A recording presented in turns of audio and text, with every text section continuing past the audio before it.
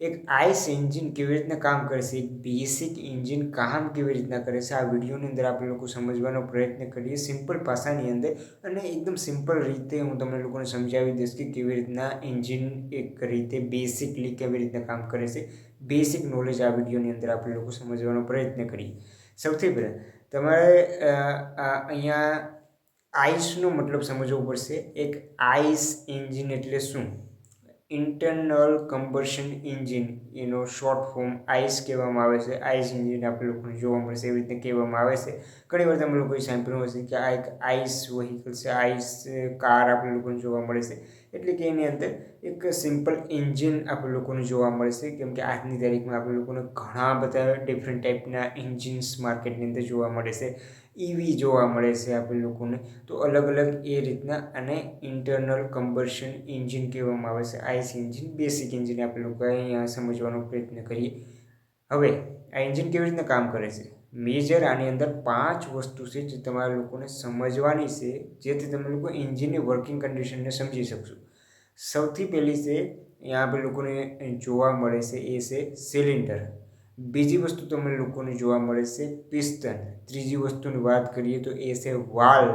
અને ચોથી વસ્તુ આપણે લોકોને અહીંયા સ્પાર્ક પ્લગ જોવા મળે છે. અને પાંચમી વસ્તુ જેના થ્રુ જ આપણી કાર ચાલે છે, બાઇક ચાલે છે, અને એ છે ક્રાન્કશાફ્ટ.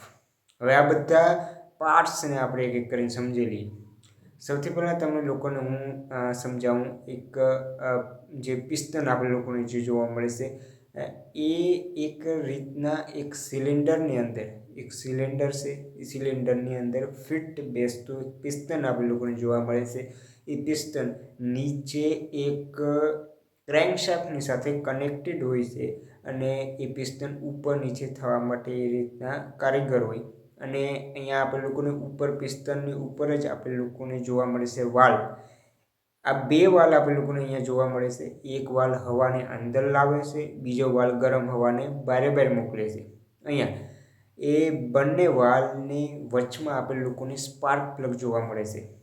હવે આપણે લોકો સમજી લઈએ કે આ આખું કેવી રીતના કામ કરે છે, કેવી રીતના આની આખી વર્કિંગ કન્ડિશન હોય છે. સૌથી પહેલાં આપણે લોકોને જે પિસ્ટન હોય છે એ જ્યારે નીચે જાય છે, ક્રેન્કશાફ્ટની સાથે કનેક્ટેડ હોય છે, ક્રેન્કશાફ્ટ ફરતી હોય છે, અને પિસ્ટન નીચે ઉપર એ રીતના કામ કરતું હોય. હવે અહીંયા પિસ્ટન જ્યારે નીચે જાય છે ત્યારે એક વાલ્વ ઓપન થાય છે, હવાનું ફ્રેશ હવા અંદર લાવે છે, અને સાથે સાથે જે પેટ્રોલ હોય છે એનો એ પણ અંદર આવે છે. પેટ્રોલ અને ફ્રેશ હવા અંદર આવે છે. જ્યારે પિસ્ટન ઉપર જાય છે ત્યારે બધી હવા અને જે પેટ્રોલનું મિશ્રણ છે એ ગરમ થાય છે, અને જ્યારે એક જગ્યાએ પૂગે ત્યારે સ્પાર્ક પ્લગ એને સ્પાર્ક કરે છે, અને એના થ્રુ એક નાનકડો ધમાકો થાય છે, અને એના થ્રુ પિસ્ટન પાછો હેઠો જાય છે. અને પાછો જ્યારે એ ફરે અને જે કાઇનેટિક એનર્જી જે નીચે જાય પાછું ઉપર આવે એ સિસ્ટમથી એને ફિટ કરી આપેલું હોય. તો જ્યારે નાનકડો ધમાકો થયો નીચે જાય અને પાછું ઉપર જ્યારે જાય ને ત્યારે જે ગરમ હવા એની અંદર ભરાઈ ગયેલી હોય, જે ધમાકો થયો એના લીધે, એ હવાને બીજો જે વાલ્વ છે, જેને આપણે લોકો આજની તારીખમાં આપણે ધવાળિયું કહેતા હોય, એક્ઝોસ્ટ કહેતા હોય, કે પછી જે કંઈ પણ તમે લોકો કહેતા હોય, એ ગરમ હવાને બરાબર ભાગ કાઢવાનો એક રીતના એ કામ કરે છે. જ્યારે ઉપર જાય છે ત્યારે ગરમ હવાને બરાબર કાઢી નાખે.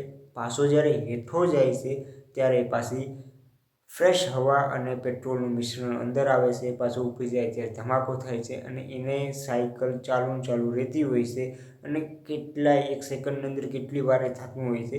અને એ સાયકલ કન્ટિન્યુ થવાથી આપણે ક્રેન્કશાફ્ટ ફરે છે, અને એક રોટેશનલ પાવર આપણે લોકોને જોવા મળે છે. અને એના થ્રુ આપણે ગિયરબોક્સની સાથે ક્રેન્કશાફ્ટને કનેક્ટ કરી અને પછી મલ્ટિપલ પાવરને આપણે ગમે એ રીતના ઉપયોગ કરી શકીએ. કારની અંદર આપણે લોકો ટાયરને સ્પિન કરી અને ગમે ત્યાં જઈ શકીએ, અને એ બધી એ રીતના આપણે લોકોને જોવા મળે છે.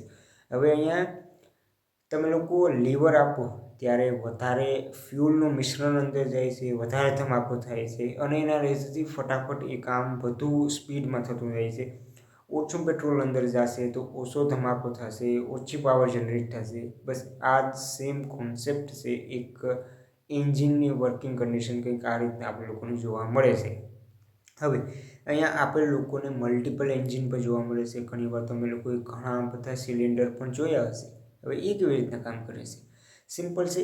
એક સિલિન્ડર છે એની જગ્યાએ સાથે એ જ ક્રાન્કશાફ્ટની સાથે તમે લોકોને બીજું જો સિલિન્ડર જોવા મળતું હોય, એક સિલિન્ડર ઉપર હશે, એક સિલિન્ડર હેઠું હશે, પણ એનું સિમિલર વર્કિંગ કન્ડિશન હશે, એક હોય કે પછી તમે મલ્ટિપલ સિલિન્ડરને એડ કરી દો અને કંઈ પણ બીજો નહીં. હા, પાવરમાં ઘણો બધો ફરક પડશે, પાવર તમને વધુ મળશે, વધુ એક્યુરેટ હશે, વધુ સારું હશે, પણ અહીંયા કોન્સેપ્ટ સેમ છે, સિમિલર બધા ઉપર અપ્લાય થશે. હા, એક પિસ્ટન ઉપર હશે, એક નીચે હશે, એ રીતના અરેન્જમેન્ટ એની કરવી પડે, પણ એનો કોન્સેપ્ટ સિમિલર જ છે આના થ્રુ કે એ જ રીતના કામ કરશે. અને આજની તારીખમાં પણ આપણે લોકોને એ ઘણા વર્ષોથી એ જ રીતના જોવા મળે છે.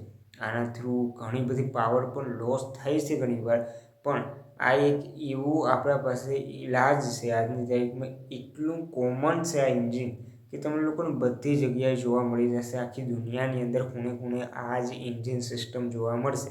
આવનારા સમયમાં ઈવી ને ઘણા બધા બીજા એન્જિન પણ આપણે લોકોને હાઇડ્રોજન અને ઘણા બધા અલગ અલગ ટાઈપના આપણે લોકોને એન્જિન જોવા મળશે. આવનારા સમયમાં ફ્યુલવાળા એન્જિન પણ જોવા મળશે તમને લોકોને.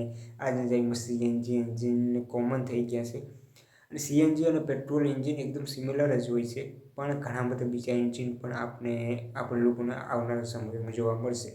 તમારો આની અંદર શું કહેવાનું છે કોમેન્ટ કરીને જણાવો. વધુ કંઈ આપણે તમારે જાણકારી જોઈતી હોય તો તમે લોકો કોમેન્ટ કરીને જણાવી શકો છો. આપણે વિડીયો બનાવી દઈશું. મારું નામ છે નાગાજનદાસ. ફરી પાછા મળીએ એક નવા વિડીયોની અંદર. આ ચેનલને સબસ્ક્રાઈબ કરી લેજો. આપણે આવા જ વિડીયો આ ચેનલ ઉપર બનાવતા રહીએ. ફરી પાછા મળીએ. આવજો.